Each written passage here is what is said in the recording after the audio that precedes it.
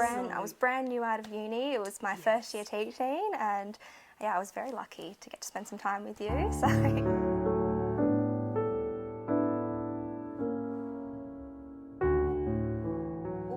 I like how comfortable you make me feel and how confident you make me feel as a teacher. Just having those conversations that we've had over the years. I think I've gone to you multiple times, almost in tears, because I felt like I was doing the wrong thing or in some way, as teachers say, failing our students. But just having that reassurance from you that I am doing the right thing and I need to be confident in myself and trust myself, that has been just amazing and has just changed who I am as a teacher for sure. I've loved having you come in. Like, my students all absolutely adore you, and you make them feel comfortable and you make me feel comfortable. And having you come into the classroom and spend that time with us and like teach as I go, I've just loved that. It's just been fantastic. And getting those opportunities to plan with you, with my team as well.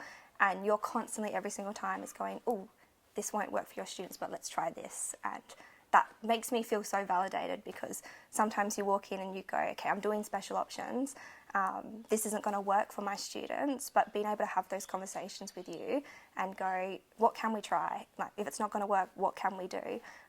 Has just been amazing. So I've loved it. I'm in the year 3 to 6 special options class. So within my class, I have 12 students as a max, all with a diagnosed disability. Within that class, that ranges from autism to Down syndrome. We have vision impairments, so quite a bit. It's a very broad range. And within those levels, even though it's year 3 to 6, I'm not teaching year 3 to 6. I'm teaching ABLE's curriculum, that pre-foundation level, through to maybe year 5, depending on what I'm teaching and where they're at for that specific lesson. So yeah, it's a big broad range in my class. Yeah.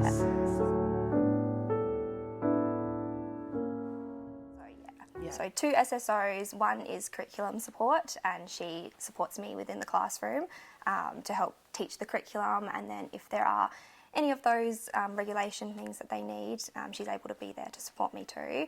And then one of my students comes with that one-to-one, who's there with her pretty much all of the time. We do encourage for that student to have the independence, but she is there in the class to support her, which is, I'm very, very privileged like that. Very lucky.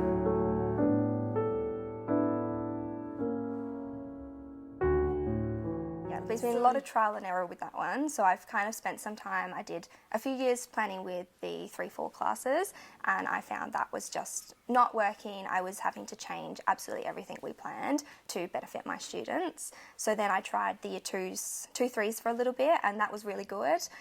This year I've tried the year 3-4s, which as well is equally as fantastic. So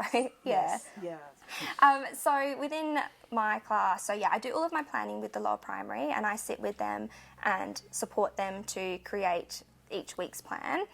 From there, I kind of take it and just think about what my students need that week. I look at what it is that we want to get out of the students, and then how I can actually approach it in a way that I know they're going to get growth and I know they're going to connect to it. Especially working with children with ASD, I find if they don't have a connection to it, you're not going to get that growth. They're not going to be engaged in it. They won't want to do the learning. So it's finding that motivation in what we're doing every single day. Okay, so do we use that at the end? No, so let's go with that one. All right, can you try your password now? Okay, today I would like you to go to your About Me document. So can you open up your About Me document when your computer loads? Perfect. One of the biggest things that I do within my class is I have myself and my SSO, so we sit the students all down, and then we roam around the classroom working with those students. I have students that, for example, if we were to do a writing task, I have some students that I encourage to do independent writing, where I will give them 5 minutes to just get it all out onto a page. I'll then sit with one student, I might work one-on-one with them, and we might get all of their ideas out, and I might write them all down onto a whiteboard for them then to copy it into their book. I have some that will verbally, we'll just record it and we'll have them talking to me about what they want to write down. We'll record that. We might do a video that we can then post on Seesaw for parents to see as well. That's a really good way for me to then look back and assess them, because if they can't do the handwriting, they can't get those words, they just become frustrated, and I'm not going to see any growth from that if they're just getting frustrated, and then their love of literacy then starts to die, and I don't want that at all. I want them to love literacy and I want them to love reading and writing. So we'll do that sometimes. Okay, Cooper, today I would like you to write some sentences on some of your favourite things. So what are some of the things that you really like? Football and cricket. Football and cricket. So you're going to write a sentence about football and cricket. Yeah. Okay, can you give that a go for me? So we're going to work on those typing skills today. You grab a new book. Good work. How can you add more detail to that sentence? And I like cricket. And I like cricket.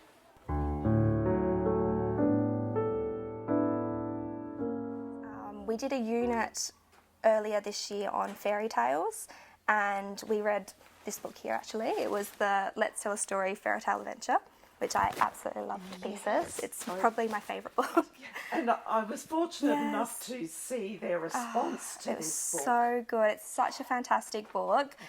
When we did this unit, I was planning with the lower primary team, and they had done a book each week, a different fairy tale each week, and I decided just to stick with the one book and use that as my main focus. Each day I just open to a new page, and if you haven't seen this book before, it has all the different, each page is something different. So there's the characters, there's what you're going to wear, the props, all of those different things. And each day I just open up to a page and I got them to pick one thing that they wanted. For some students, they wrote down what they wanted to include. Some of them drew pictures. For most of them, I copied it and then we had it stuck into their book so they could look at it.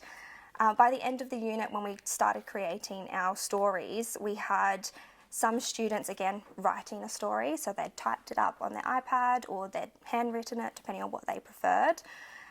We then had some were, again, verbally talking to me about it, telling me their story, and I recorded it, and we had that on that video footage.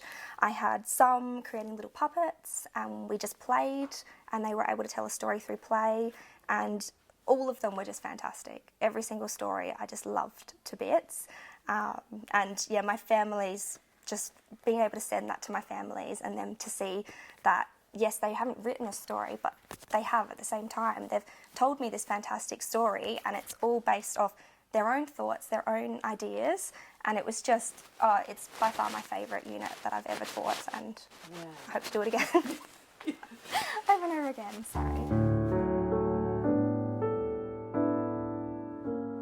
So our Reader and Writers Workshop are a little bit different to the mainstream classes. So for our Readers Workshop, we focus on a student's area of need. So whether that be a writing area, a reading area, and we really tune in on what it is that they need to be working on. I do have a student in my class who is selective mute, so we do focus on the writing side of things rather than the reading, the reading side of things. So within my class, I have daily slides that I show every single day, and within those slides there are all of the expectations of that lesson, so all of the things that they need to be successful.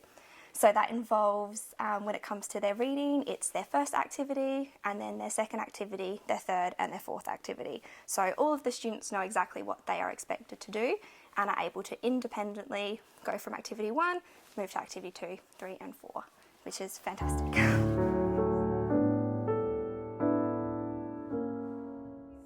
It's all different based off each student's needs. I am in a very fortunate position only having the 12 students so that we can do more tailored and individualised learning for them.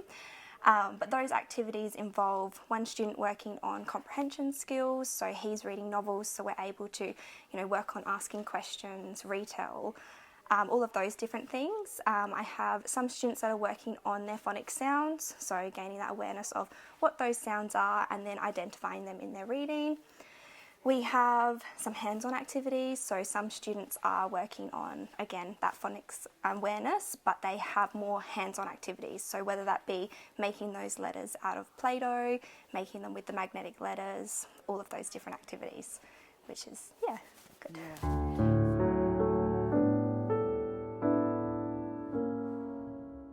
So often we'll begin together. Some lessons, we might read a book together, so we'll do whatever our class novel is of that time.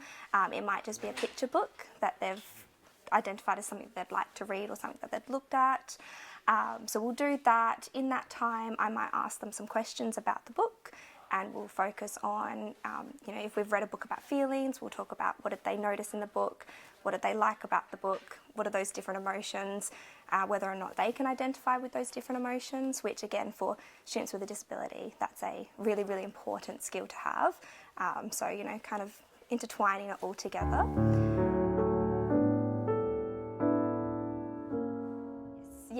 We'll begin together, we'll look at a book, we'll have a talk about the book, and then we'll go off and do that independent work.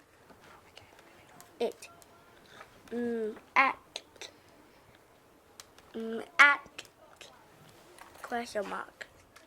It is act. And then once they've done that independent work, we come back together. Sometimes we'll talk about what we've done. Sometimes we'll move into our word workshop lessons where each student has a word of the week that they are focusing on, and we're doing that notice, say, spell activity that you provided for us. And that has been fantastic as well in helping them to notice what's different about the word. If it's one of those slightly trickier words that don't have those spelling rules that we're used to, then we can talk about those different things. And we do that. Each student, again, has their own word, but we're able to float around and work with them. They only have one word. They don't have multiple words of the week. It's just one, and we focus on that and really hone in on what that word is. And then, we spell it individually, and then we go into spelling it into sentences, and then identifying it in their reading and in their writing.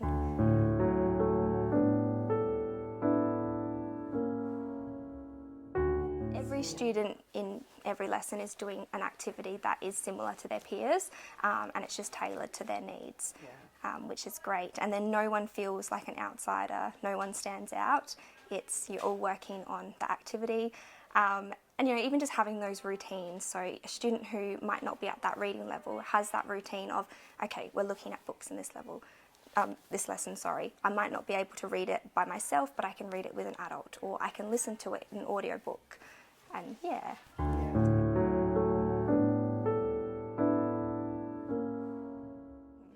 that's it. And every day is the same, it's just that content that changes.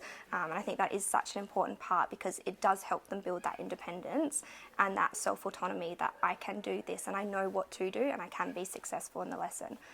So,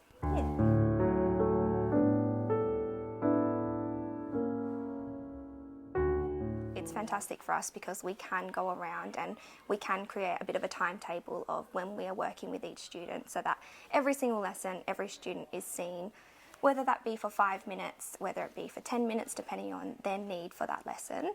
And each student feels valued in being able to share their ideas with an adult and have an adult listen to them and support them.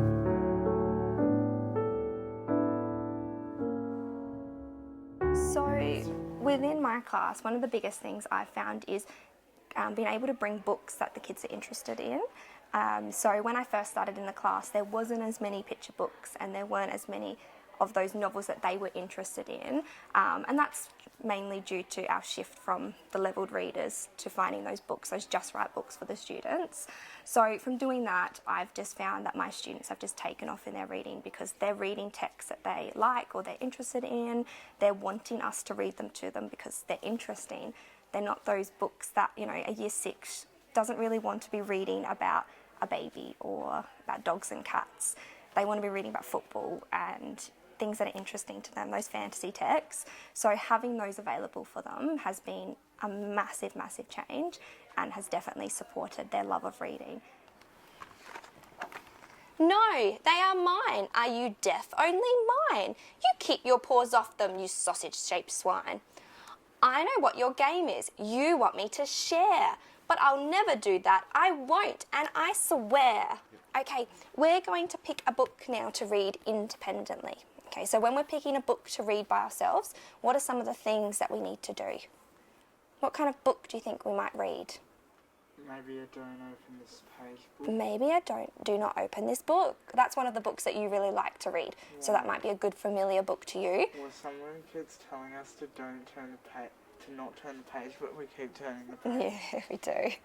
Amelia, what's a book that you might read? The Christmas book. One of the Christmas books, yeah. Would you like to read one of the novels, or would you like to read one of the picture books? One of the picture books. Ethan, what kind of book would you like to read? Would you like to read one of the Christmas picture books? The Christmas picture Yeah? book. Why don't we come and have a see of some of the Christmas books that we've got Yeah. for today? I reckon, Cooper, we have a do not open this book. Ethan, can I just squeeze in here first? Yeah, I'll take the book. We have a do not open this one, Yeah. and it's a Christmas version. What one would you like? I think that one. You like a Pig the Pug? Is that because we've just read Pig the Pug?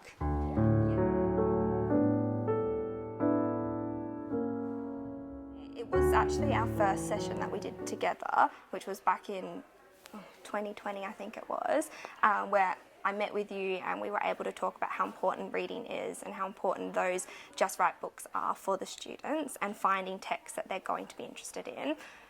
Since then, I have been searching high and low at op shops and places like that to find texts that I know that they're interested in. And through conversations with them and getting to know them, I've figured out my students really like comedy. Anything that's funny, that's a win. So I've been going and I've been looking for both novels and picture books that have that comedy side of things to engage them in their reading. So that's been a big one. Within our class, we have a classroom library, and all of the students love going in there, and it's a comfy space where they can get a book that they enjoy. They can sit and they can have a read. We actually have two library spaces. So we have our classroom library, and then we have some books in front of where I sit. So at any point I can grab a book and I can read to them. When they're sitting on the mat or when they're waiting for me to get ready, they grab out a book and they have a look at that picture book and share it with us or share it with their SSOs, and they just love it so much.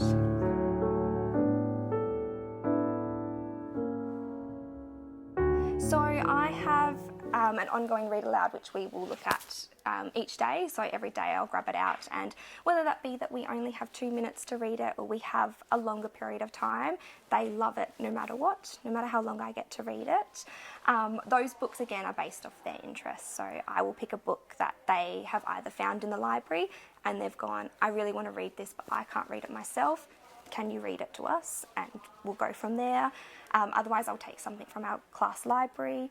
My students love Roald Dahl, so we often read the Roald Dahl collection over and over again. I think I've read it 3 or 4 times, and they just love it. So, yeah.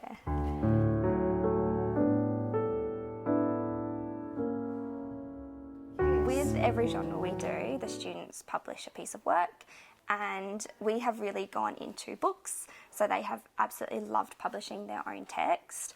We did an author study on Oliver Jeffers in term 3, and my kids absolutely loved creating their own versions of his books. So our favourite one was Stuck, and the students were able to, we read the book together and then we started talking about how ridiculous it was and what they could do, what they could get stuck in the tree.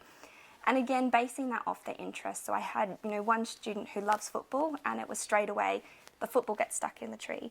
And then it was, what can you throw into the tree to get the football out of the tree? And it was, again, something ridiculous. So you threw a chair into the tree. I threw mum, I threw dad, all of those different things.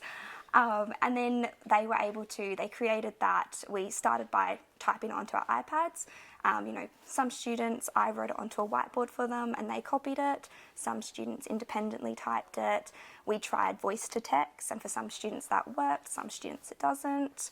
Then we were able to put that into a book, and they were able to illustrate it themselves, which is just so powerful for them as well, because they see all these beautiful illustrations in books, and for them to be able to do it as well. Can you read this part? Ariel went and got her teacher, Miss Kneebone. Ariel threw Miss Kneebone into the mud to get the boots. Then she got stuck on her bottom. Jess Kneebone. About this one.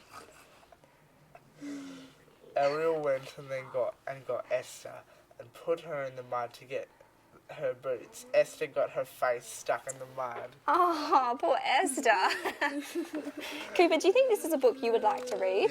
Yeah. From there, I then go through and I edit it with them. So for some of them, I'll go, okay, let's have a look. Do you have capital letters in the correct places? Do you have your full stops? We go through, have a look. They're able to edit it themselves, or I then sit back and I edit it for them so that when they publish it, they have this piece of work that they can see has all of those features of a text that would normally be there. And they're all able to produce something that they're proud of, and I think that's the biggest thing. Whether that be, well, it not be this fantastic long essay, but they're able to produce something that still covers exactly what we're focusing on and is something, again, that they're proud of and that we can celebrate as a massive win for them. Having that opportunity to, if I'm doing the typing for them or I'm scribing onto the page, they're still getting those fantastic ideas out, and again, that's at their level of where they're at. I'm in a very fortunate position that I've had these students for, some of them for 4 years, so being able to see kind of pre-working with you to now and that growth that they've made, and it's just through all of those small things and having that one focus that we look at each term, and whether that be, okay, we're going to look at capital letters this term, and you know, in a mainstream class it would be a bit quicker with the process, but we take that whole term to look at that one area and then being able to see that growth as the time goes by, which is great.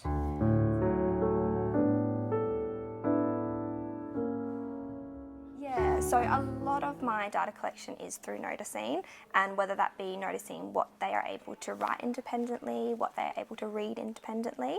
So I will often use my own log of, I'll listen to them read and I'll write down the words that they can read, the words that they can't read, and we'll go from there. And whether that be then their word of the week that they're focusing on in those reading lessons. So taking all of that data from noticing and putting that all into what I plan over the rest of the term.